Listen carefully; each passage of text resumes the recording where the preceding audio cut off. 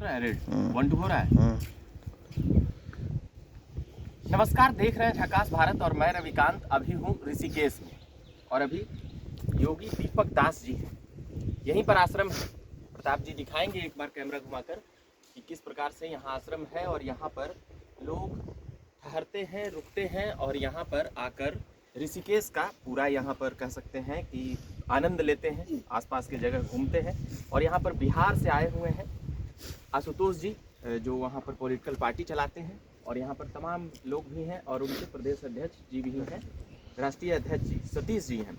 तो अभी योगी दीपक दास जी से अभी हम कुछ जानेंगे कि क्या कुछ यहाँ पर आप करते हैं और उन तमाम बातों को। मगर पहले कि यहाँ पर कब से रहना हो रहा है दीपक जी? मुझे यहाँ लगभग 10 साल हो गया है यहाँ पे। 10 साल।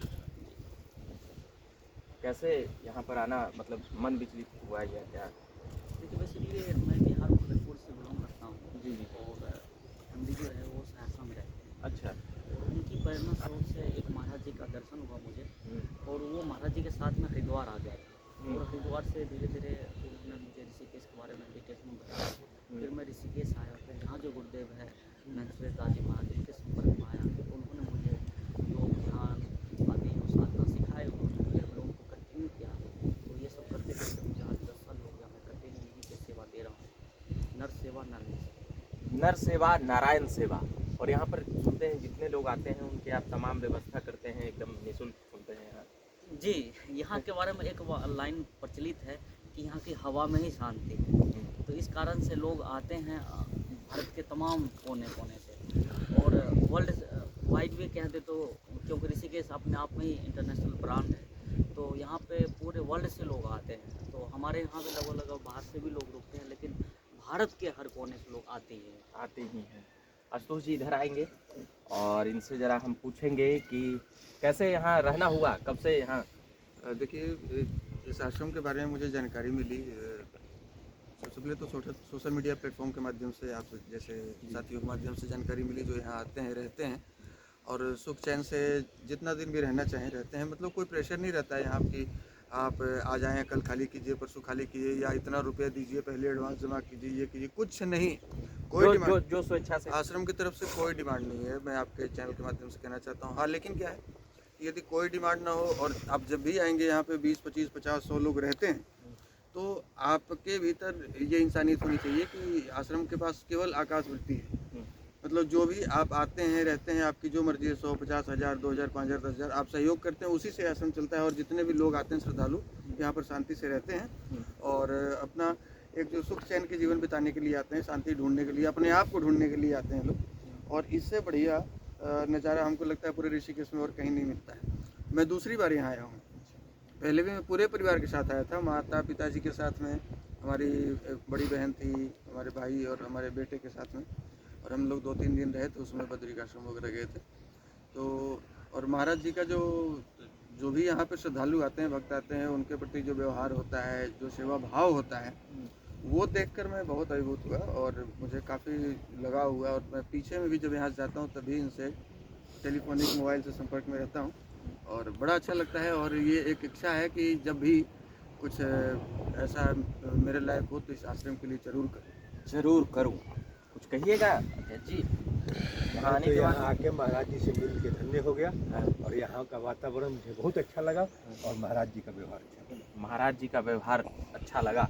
कुछ युवा भी हैं, क्या कुछ कहिएगा भाई साहब?